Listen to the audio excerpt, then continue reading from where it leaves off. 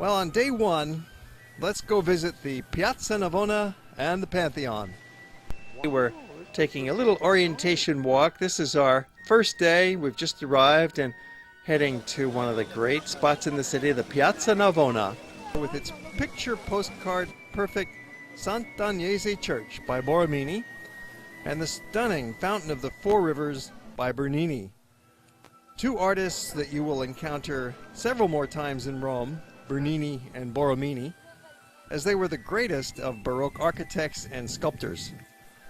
This centrally located piazza is considered one of the most beautiful and lively outdoor spaces in the world, and you will probably return here several times, for it is interesting night and day. Originally built as a racetrack by the ancient Roman Emperor Domitian, it still retains the original oval shape that gives it a unique appearance. Lined with restaurants and palaces, the Piazza Navona is enclosed by faded pastel facades all around that produce a rich feeling of antiquity. Well, you probably don't want to have a meal sitting here at the Piazza Navona because these restaurants are notoriously touristic. It's not a bad place, though, to just sit and have a drink or certainly hang out in the center.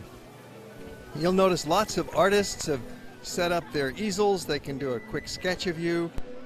Maybe you'd like a caricature of yourself. Make yourself look kind of goofy. It could be done in a pastel or in a charcoal black and white. You can talk with the artist and negotiate the price and discuss the style, or perhaps just a straightforward portrait to make yourself look better than a photograph. And there are many other kinds of arts that you can purchase here. There's watercolors, there's oil paintings, and the wonderful thing is these are original works of art and you're buying it directly from the artist. There's no middleman involved. Often when we're traveling, we want to shop and buy something special. Well, what could be more special than an original painting of the city that you're visiting, especially when it's a city as beautiful as Rome. This neighborhood just behind the Piazza Navona keeps going. You can wander for another couple hours in that direction.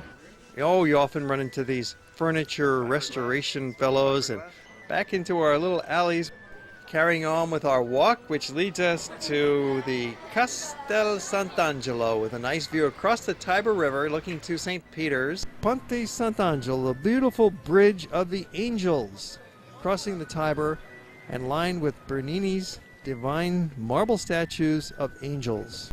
The bridge is foundations of an ancient Roman bridge, and it's a good place to do a little shopping. They've always got the sidewalk merchants there.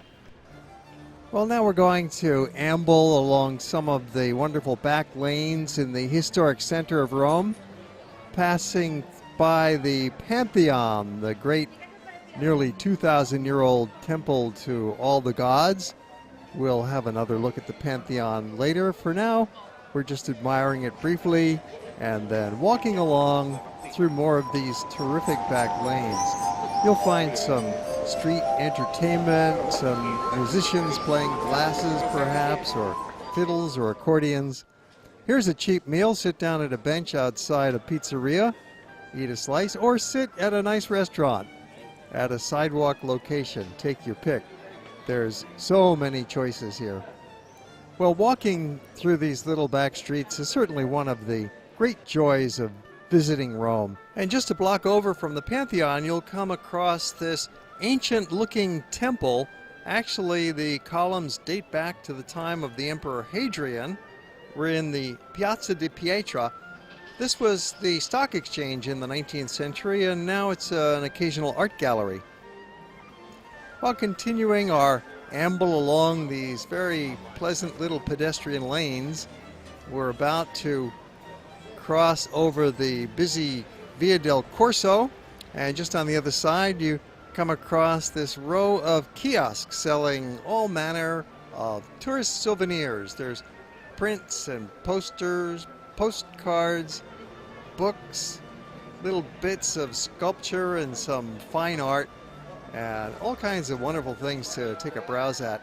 Now we're continuing up the Via del Corso. This is the main shopping street of the city, and it's a little odd. You have to watch out for the traffic here. Notice the pedestrians just crossing right amidst the cars. There's no crosswalks there, but everybody just does it, so follow the locals. And along the Corso, you can walk in the street carefully or up on the sidewalk, and then turning into some of these wonderful nearby shopping lanes. There's in particular the Via del Croce. This is a perfect street, pedestrian oriented. There's sidewalk restaurants, bicycles going by, locals are hanging out. You can go into a wine bar or cafe, and there's various shops along the way here. And it's in a terrific part of town that's generally called Spagna. We're near the Spanish Steps.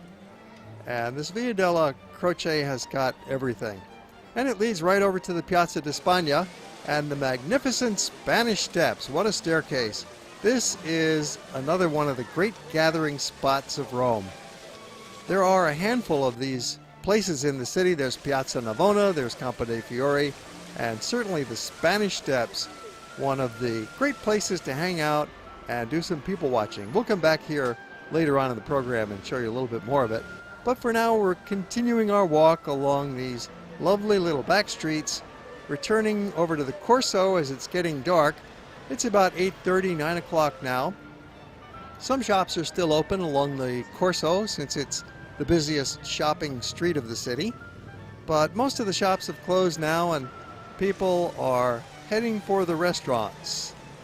Or maybe into this Galleria, a newly reopened and refurbished grand structure. Or over to the Trevi Fountain. This is the other great gathering spot of the city. And nighttime, daytime, there are hundreds, if not thousands of people here at Trevi all the time. It's one of the truly greatest fountains in the world. It looks like natural bedrock, but of course it was all sculpted by the artist Nicola Salvi. And here's some young lovers. They think they've got a little secluded niche there, but there's so many hundreds of people out. Nobody seems to care anyway. Everybody wants to get their photographs at the Trevi and throw their coins in the fountain. One coin for a wish and a second coin for a return to Rome. That's the ritual here at Trevi. Meanwhile, this couple thinks they're in the dark, but hundreds of people could be watching the show if anybody cared to. But public passion is part of everyday life in this romantic city. The steps here at Trevi make a great little amphitheater for watching the show, checking out the people, getting their pictures taken.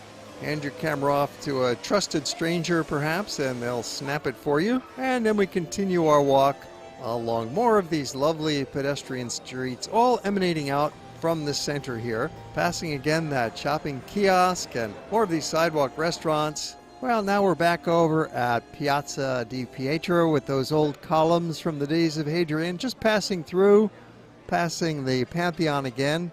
This is a evening wander. We're just ambling around, rattling around on these little pedestrian streets in the heart of Rome.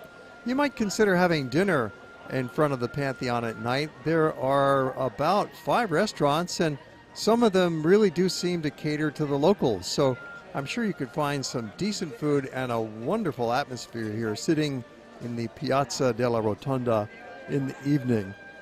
What could be better than this? A building that's 2,000 years old in perfect condition. Or keep walking. The alleys are inviting. They're very safe. Quite a few shops stay open late beyond the normal 8 p.m. closing time. Now we're walking along Via de Giubbanari. This is a wonderful little shopping lane. Mostly the shops here do close down about 8 p.m., so you want to pay attention to the timing if you want to buy something, or maybe there'll be a sidewalk guy set up. And Giubbanari leads right into the Campo dei Fiori, which is another one of the most spectacular of the evening gathering spots in the heart of Rome. You've got wine shops and bakeries and delis, and especially the sidewalk cafes here at the Campo dei Fiori. In the morning, it's a vegetable market, And at midday, you can have lunch at the restaurants, and the evening, of course, you can have dinner or just sit back and have some drinks. And then keep walking. The streets all around this neighborhood of the Campo di Fiori are perfect for that evening stroll, the aimless stroll. Maybe stop and get some gelato along the way, or just grab a slice of pizza, a simple sandwich, or a wonderful meal.